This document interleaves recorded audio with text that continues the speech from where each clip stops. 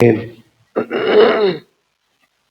நாள்ல 36ஆம் அதிகாரத்தை நாம் தியானிக்கலாம். இப்போ மனுபுத்திரனே, நீ இஸ்ரவேல் மலைகளை நோக்கி தீர்க்க தரிசனம் சொல்ல வேண்டியது என்னவென்றால், இஸ்ரவேல் மலைகளே, கர்த்தருடைய வார்த்தையை கேளுங்கள்.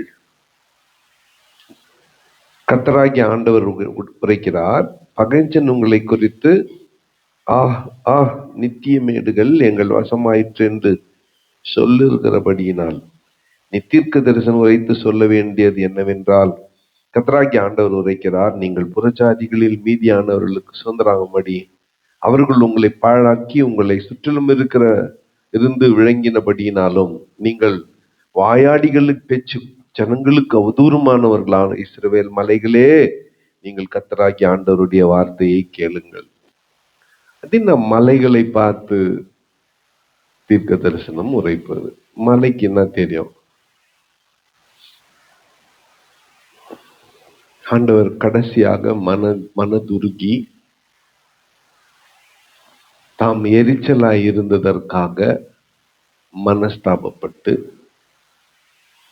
தாம் இஸ்ரவேலின் மீது அவர்களுடைய அருவருப்புகளின் நிமித்தம், விக்கிரக ஆராதனையின் நிமித்தம், ரத்தம் சிந்துதலின் நிமித்தம், புறஜாதியார் வசம் ஒப்படைத்து விட்டதை மாற்றி மறுவாழ்வு, புது வாழ்வு கொடுக்கிற அதிகாரம் இந்த 36ஆம் அதிகாரம். உங்களை உங்கள் பாழ்பட்ட நிலைமையில நான் விட்டுவிட போவதில்லை. மாறாக உங்களுக்கு நான் என்ன பண்றேன்? மறுவாழ்வு கொடுக்கிறேன். உங்கள் நிமித்தமாய் அல்ல. 2 இடத்துல இந்த வார்த்தை, உங்கள் நிமித்தமாய் அல்ல, என் நாமத்தின் நிமித்தமாகவே நான் உங்களை மறுபடியுமாய் வாழ வைப்பேன் என்று கர்த்தர் சொல்லுகிறார். அதுதான் இந்த 36ஆம் அதிகாரம் முழுவதுமாக நாம் பார்க்கிறோம். 5ஆம் வசனத்துல, நான் இவைகளை என் அக்கினியான எரிச்சலால் பேசினேன் என்று நிச்சயமாய் சொல்லுகிறேன்.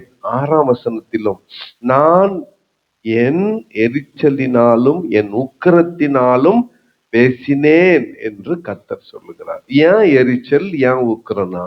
இவங்க விக்கிரக ஆராதனைக்கு போனபடியினாலே, அந்நிய தெய்வத்தின் அருவருப்புகளை வணங்கினதினாலே நான் உங்கள் மேல் இஸ்ரவேல் வம்சமாகிய மனுஷர் யாவரையும் வர்த்திக்க பண்ணுவேன். பட்டணங்கள் குடியேற்றப்படும், அவாந்தரமான ஸ்தலங்கள் கட்டப்படும், உங்கள் முந்தின சீரை பார்க்கிலும் உங்களுக்கு நற்சீர் உண்டாக்க செய்வேன்.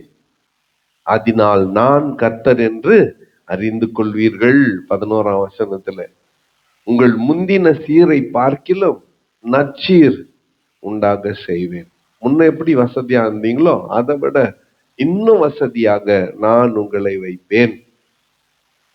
நான் உங்கள் மேல், மலைகளின் மேல், என் ஜனமாகிய இஸ்ரவேலின் மனுஷரை நடமாட பண்ணுவேன்.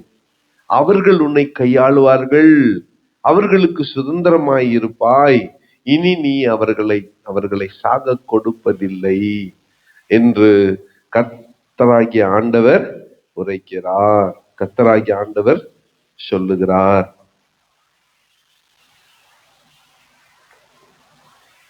ஏன் இப்படி ஆண்டவர் மனமாற்றம்? 22ஆம் வசனத்தை எல்லாம் சேர்ந்து வாசிக்கலாம். ஆதலால் நீ இஸ்ரவேல் வம்சத்தாரை நோக்கி, கர்த்தராகிய ஆண்டவர் உரைக்கிறது என்னவென்றால், இஸ்ரவேல் வம்சத்தாரே, உங்கள் நிமித்தம் அல்ல, நீங்கள் வந்து சேர்ந்த புறஜாதிகளிடத்தில் பரிசுத்த கொலைச்சலாக்கின என் பரிசுத்த நாமத்தின் நிமித்தமே இப்படி செய்கிறேன் என்று கர்த்தர் சொல்லுகிறார். உங்கள் நிமித்தம் அல்ல, நீங்க திருந்துட்டீங்கன்றதுக்காக அல்ல, நீங்க மனம் மாறிட்டீங்கன்றதுக்காக அல்ல, என் நாமத்தின் நிமித்தமாகவே நான் நன்மை செய்வேன். ஹல்லேலூயா. ஆதலால் நீ இஸ்ரவேல் வம்சத்தாரை நோக்கி, கர்த்தராகிய ஆண்டவர் உரைக்கிறது என்னவென்றால், இஸ்ரவேல் வம்சத்தாரே, உங்கள் நிமித்தம் அல்ல, நீங்கள் வந்து சேர்ந்த புறஜாதிகளிடத்திலிருந்து பரிசுத்த குலைச்சல் ஆக்கின என் நாமத்தின் நிமித்தமே. 23ஆம் வசனத்தின் கடைசியிலே, நான் கர்த்தர் கர்த்தர் என்பதை புறஜாதிகள் அறிந்து கொள்வார்கள் என்று. கர்த்தராகிய, இது ரொம்ப வித்தியாசமான ஒரு வசனங்க. இது 25ஆம் வசனம், எல்லாம் சேர்ந்து வாசிக்கலாம். உங்கள் மேல் சுத்தமான ஜலம் தெளிப்பேன், நான் உங்களுடைய எல்லா சுத்தங்களையும் உங்களுடைய எல்லா நரகலான வெக்கங்களை நீக்கி உங்களை சுத்தமாக்குவேன், நீங்கள் சுத்தமாவீர்கள். ஜலம் தெளிச்சு ஆண்டவர் என்ன பண்றாராம்? இந்த வழக்கம் யாருக்கிட்ட இருக்கு தெரியுமா? ஜலம் தெளிச்சு, அந்த வார்த்தையே மொழிபெயர்த்து வச்சிருக்கிறாங்க. தண்ணீர்னு சொல்லல, என்னன்னு சொல்லிக்கிறாங்க? ஜலம். பிராமின்ஸுங்க இல்ல, பூஜை குழந்தை தூக்கின்னு போனா ஒரு சொம்புல அப்படின்ட்டு போ, என்ன பண்ணிட்டேன், சுத்திகரிச்சிட்டோம் போன்னு சொல்லுவாங்கல்ல, அந்த மாதிரி இருக்குது. அப்பொழுது நான் உங்கள் மேல் சுத்தமான ஜலம் தெளிப்பேன், நான் உங்களுடைய எல்லா அசுத்தங்களையும் உங்களுடைய எல்லா நரகலான விக்கிரகங்களையும் நீக்கி உங்களை சுத்தமாக்க. இப்ப உடனே இது உண்மையாவே சில பாஸ்டங்களுக்கு தெரிஞ்சா ஸ்டார்ட் பண்ணிடுவாங்க. பாட்டில்ல தண்ணி பிடிச்சுன்னு போய் வீடு வீடா என்ன பண்ணிடுவாங்க, தெளிச்சுட்டு வந்துருவாங்க. இன்னும் கண்டுபிடிக்கல நிறைய பேர் இந்த வசனத்தை. கண்டுபிடிச்சாங்கன்னு வச்சுக்கோங்க, ஸ்டார்ட் பண்ணிடுவாங்க. அருமையா ஆண்டவருடைய பிள்ளைங்களே, ஒரு வீடு கட்டுறப்போ வீட்டை சுத்திகரிக்கிறதுக்கு பாஸ்டருங்க அல்லது எல்லா இதுலயும் தண்ணி எடுத்து ஜெபம் பண்ணி அதை போய் எல்லா மூலையிலும் தெளிச்சு சுத்திகரிக்கணும். சுத்திகரிப்பின் வேலை தண்ணீர்னாலே நடக்கிறது. ஆண்டவர் என்ன பண்றாரு? ஒரு தேசத்தையே சுத்திகரிக்கிறார், ஒரு ஜனக்கூட்டத்தையே சுத்திகரிக்கிறார். நான் உங்கள் மேல் சுத்தமான தண்ணீரை தெளித்து உங்களை சுத்திகரிப்பேன்னு கர்த்தர் சொல்றார். 26ஆம் வசனம் எல்லாம் சேர்ந்து வாசிக்கலாம். உங்களுக்கு நவமான இருதயத்தை கொடுத்து உங்கள் உள்ளத்திலே புதிதான ஆவியை கட்டளையிட்டு எடுத்து போட்டு சதையான இருதயத்தை உங்களுக்கு கொடுப்பேன். ஹல்லேலூயா. ஏறத்தாழ 15 அதிகாரத்துக்கு முன்னால ஏற்கனவே இதை சொன்னாரு, மறுபடியும் சொல்றாரு. கல்லான இருதயத்தை எடுத்து போட்டு உங்களுக்கு சதையான இருதயத்தை கொடுப்பேன் என்று கர்த்தர் சொல்லுகிறார். ஹல்லேலூயா. நவமான புதிய இருதயத்தை கொடுத்து உங்கள் உள்ளத்திலே புதிய ஆவியை தந்து கட்டளையிட்டு கல்லான இருதயத்தை எடுத்து போட்டு சதையான இருதயத்தை உங்களுக்கு கொடுப்பேன். உங்கள் உள்ளத்திலே என் ஆவியை வைத்து உங்களை என் கட்டளைகளில் நடக்கவும் என் நியாயங்களை கைக்கொள்ளவும் ஆளும்படி செய்யவும் அவைகளின்படி செய்யவும் பண்ணுவேன் என்று கர்த்தர் சொல்லுகிறார். அருமையான ஆண்டவருடைய பிள்ளைகளே, ஆண்டவர் இஸ்ரவேல் ஜனங்கள் வைத்த அருவருப்பின் நிமித்தம், சீ என்று வெறுக்கப்பட வேண்டியவைகளின் நிமித்தம் அவர்களை அதிலிருந்து சுத்திகரித்து அவரே பரிசுத்தம் பண்ணி, உங்கள் நிமித்தமாய் அல்ல என் நிமித்தமாகவே நான் இப்படி செய்கிறேன் என்று கர்த்தர் சொல்லுகிறார். 32ஆம் வசனத்துல, நான் இப்படி செய்வது உங்கள் நிமித்தமாக அல்லவென்று கர்த்தராகிய ஆண்டவர் சொல்லுகிறார். இது உங்களுக்கு அறியப்பட்டிருக்க கடவுது. இஸ்ரவேல் வம்சத்தாரே, உங்கள் வழிகளின் நிமித்தம் வெட்கி நானுங்கள் ஆண்டவர் சொல்றார். நான் இப்படி செய்வது உங்கள் நிமித்தம் அல்ல, நீங்க ரொம்ப மாறிட்டீங்க திருந்திட்டீங்கன்றதுக்காக அல்ல, இது உங்களுக்கு அறியப்பட்டிருக்க கடவுது. இஸ்ரவேல் வம்சத்தாரே, உங்கள் வழிகளின் நிமித்தம் வெட்கி நானுங்கள். வெட்கப்படுங்க, நீங்க பண்ணது இவ்வளவு பெரிய தப்புன்றத உணருங்க, வெட்கப்படுங்க. ஆனால் நான் 35ஆம் வசனத்திலே, பாழாய் கிடந்த இந்த தேசம் ஏதேன் தோட்டத்தை போலாயிற்று என்றும் அவாந்தரமும் பாழும் நிர்மூலமாயிருந்த பட்டணங்கள் அரணிப்பானவைகளும் குடியேற்றப்பட்டவைகளுமாய் இருக்கிறது என்றும் சொல்லுவார்கள். நான் மறுபடியுமாய் உங்களுக்கு மறுவாழ்வு கொடுக்கும் பொழுது பாழாய் கடந்த இந்த தேசம் ஏதேனை போல மாறிவிட்டது என்று சொல்லி ஜனங்கள் எல்லாம் சொல்லுவார்கள். நான் நிர்மூலமாக்குனதை கட்டுகிறேன் என்றும் பாழானதை பயிர் நிலமாக்குகிறேன் என்றும் அப்பொழுது உங்களை சுற்றிலும் உள்ள மீதியான ஜாதிகள் அறிந்து கொள்வார்கள், கர்த்தராகிய நான் இதை சொன்னேன், இதை செய்வேன் என்று கர்த்தர் சொல்லுகிறார். ஹல்லேலூயா, ஹல்லேலூயா. நான் தான் நிர்மூலமாக்குனேன், நானே கட்டுவேன், நானே பாழா பண்ண, நானே பயிர் நிலமாக்குவேன்.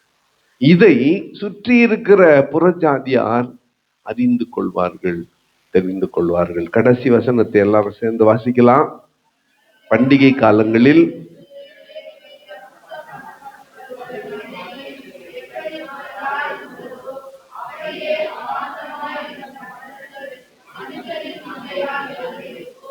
இதனால் நான் கர்த்தர் என்பதே. பண்டிகை காலங்களில் எருசலேமிலே பரிசுத்தம் பண்ணப்பட்டு வருகிற மந்தைகள் எப்படி திரளாய் இருக்கிறதோ, எருசலேமிலே பண்டிகை ஆசரிக்க வெவ்வேறு இடத்துல பரவி கிடக்கிற யூதர்கள் பண்டிகை ஆசரிக்க எருசலேமுக்கு போவாங்க. போகும் பொழுது கூடவே ஆடு மாடுகளை, மந்தைகளை கொண்டு போவார்கள். கர்த்தருக்கு பலி செலுத்தி அங்கே குடும்பமாக இருந்து பண்டிகை ஆசரித்து விட்டு வருவார்கள். அல்லேலூயா. அது கூடார பண்டிகை ஆனாலும் சரி, பஸ்கா பண்டிகை ஆனாலும் சரி, வாரங்களின் பண்டிகை ஆனாலும் சரி, புளிப்பில்லா அப்ப பண்டிகை ஆனாலும் சரி, எதுவானாலும் சரி, ஆடு மாடுகளை திரளாய் கொண்டு போய் பலியிட்டு கர்த்தருக்கு சமாதான பலிகளை செலுத்தி பண்டிகை ஆசரித்து விட்டு கூட்டம் கூட்டமாய் குடும்பமாய் தங்கள் எல்லைகளுக்கு திரும்புவார்கள். அப்போ அவாந்தரமாயிருந்த பட்டணங்களின் மனுஷர்கள் மந்தையால் நிரம்பி இருக்கும். கொஞ்சம் யோசனை பண்ணி பாருங்களேன். ஏதோ காரணத்துக்காக கேஜிஎஃப் முழுசா எல்லாம் கட்டடங்கள்லாம் இடிஞ்சிருச்சு, ஜனங்கள்லாம் இந்த ஊரை விட்டு போயிட்டாங்க. ஒரு 10-20 வருஷம் கழிச்சு மறுபடியுமாக வந்து அவன் தன் வீட்டை புதுப்பித்து கட்டி, கோயிலை செப்பனிட்டு கட்டி, மறுபடியும் ஆண்டவருக்கு பண்டிகை ஆசரிக்கிறப்போ போனவங்க 3 மடங்கு 4 மடங்கு ஜனங்களாய் திரும்பி வருவார்கள். இல்ல ஆமா தானே? ஏன்னா போயிட்டு அங்க என்ன இருக்கும், குடும்பம் நடத்தி பிள்ளைகளை பெற்று இப்போ வர்றப்போ 3-4 பிள்ளைங்களோட வந்து எங்க ஊர் இப்படி இருந்துச்சு, இதான் எங்க பழைய வீடு, இதான் எங்க சர்ச்சு, இதான் நான் படிச்ச ஸ்கூலு அப்படின்னு காட்டுவாங்கல்ல. அந்த மாதிரி மறுபடியுமாக நான் இந்த தேசத்தை பண்டிகை காலங்களில் எருசலேமிலே பரிசுத்தம் பண்ணப்பட்டு வருகிற மந்தைகள் எப்படி திரளாய் இருக்கிறதோ அப்படி உங்களை திரளாக பெருக பண்ணுவேன். கடைசி ஆண்டவர் ஒரே ஒரு கட்டளை கொடுக்கிறார். அது என்னவென்றால், கர்த்தராகிய ஆண்டவர் சொல்லுகிறது என்னவென்றால் 37ஆம் வசனத்திலே, இஸ்ரவேல் வம்சத்தாருக்காக நான் இதை அனுக்கிரகம் செய்யும்படி அவர்கள் என்னிடத்தில் விண்ணப்பம் பண்ண வேண்டும். ஜெபம் பண்ணணும். அப்ப நான் உன்னை மறுபடியுமாய் புதுப்பித்து கட்டுவேன். இந்த 36ஆம் அதிகாரம் 38 வசனம் எல்லாத்தையும் விட்டுட்டா கூட ஒன்னே ஒண்ணு, உன் வீடு பாழாய் கிடக்கிறதா, தனிப்பட்ட வாழ்க்கை பாழாய் கிடக்கிறதா, குடும்பத்துல சமாதானம் இல்லையா, ஒன்னே ஒண்ணு பண்ணு, என்னை நோக்கி ஜெபம் பண்ணு, நான் எல்லாவற்றையும் சரி பண்ணிடுவேன். ஆண்டவரே சொல்றார், என்னை நோக்கி என்ன பண்ணு, ஜெபம் பண்ணு, அப்பொழுது நானே சரி பண்ணு. சரி, அடுத்த கேள்வி, ஏன் ஜெபம் பண்ணணும்? உனக்கு ஒரு வேலை பாழாக்குறதே பிடிச்சிருக்கும். உனக்கு ஒருவேளை உன் குடும்பத்துல சண்டை போட்டுங்கிறதே ஜாலியா இருக்கும். யாருக்கு தெரியும் உன்னை பத்தி? எப்ப பாரு சண்டை வலிச்சுங்கிறதே உனக்கு என்னவா இருக்கும், மகிழ்ச்சியா இருக்கும். அத்தை கூட ஆண்டவர் மாத்த விரும்புறது இல்லை, உன் மகிழ்ச்சி தான். அதனால நீ அப்படியே இருந்துப்போ. இத மாறணும்னு நினைக்கிறியா, என்கிட்ட வேண்டுதல் பண்ணு. இது மாறணும்னு நினைக்கிறியா, என்கிட்ட என்ன பண்ணு, ஜெபம் பண்ணுன்னு ஆண்டவர் சொல்றேன். இப்ப இந்த முழு காரியங்கள், பாழாய் கிடக்கிற சூழ்நிலைகள், வியாதி, பலவீனம், வறுமை, கடன் பிரச்சனை, கஷ்டம், இது எதுவா இருந்தாலும் சரி, இது பாழாய் கிடக்கிறது. மாறணும்னு விருப்பம் இருந்தா, இஸ்ரவேல் ஜனங்கள் என்னை நோக்கி விண்ணப்பம் பண்ண சொல்லுன்னு ஆண்டவர் சொன்னாரே, அதே வண்ணமாய் நீங்கள் என்னை நோக்கி என்ன பண்ணுங்க, ஜெபம் பண்ணுங்க. நான் எல்லாவற்றையும் பாழாய் கிடக்கிறதை செப்பனிட்டு கட்டி, இப்ப ஜெபம் பண்ணுங்க, விண்ணப்பம் பண்ண வேண்டும். மந்தை பெருகுகிறது போல அவர்களின் மனிதரை பெருக பண்ணி 18 அடுத்த வசனத்துல பண்டிகை ஆசரிக்கும் பொழுது திரள் திரளாய் ஆட்டு மந்தை வருவது போல அவர்களை மிகவும் பெருக பண்ணி அவர்களை ஆசீர்வதித்து அவர்களை வாழ வைப்பேன் என்று கர்த்தர் சொல்லுகிறார். ஹல்லேலூயா. நம்முடைய ஆண்டவர் சொல்ற இதுல ஒரு ஒரு தேசத்தை பார்த்து நான் வெட்டுவேன், குத்துவேன், அழிப்பேன் சொல்லுவது உண்டு. அந்த ஜனத்தார் மனம் திரும்பி என்னை நோக்கி வேண்டுதல் செய்தால் அவர்களையே நான் கட்டுவேன், அவர்களையே நான் வாழ வைப்பேன் என்று கர்த்தர். அப்ப இந்த நாள்ல இந்த நாளுக்கான செய்தி, விண்ணப்பம் பண்ணினால், ஜெபித்தால் கர்த்தர் நம்முடைய எல்லா கஷ்ட சூழ்நிலைகளையும் நமக்கு ஆசீர்வாதமாய் மாற்றி தருவார். கண்களை மூடி நாம் ஜெபம் செய்வோம். ஹல்லேலூயா. சோதரம் ஜெபிக்கலாம். ஆவிலே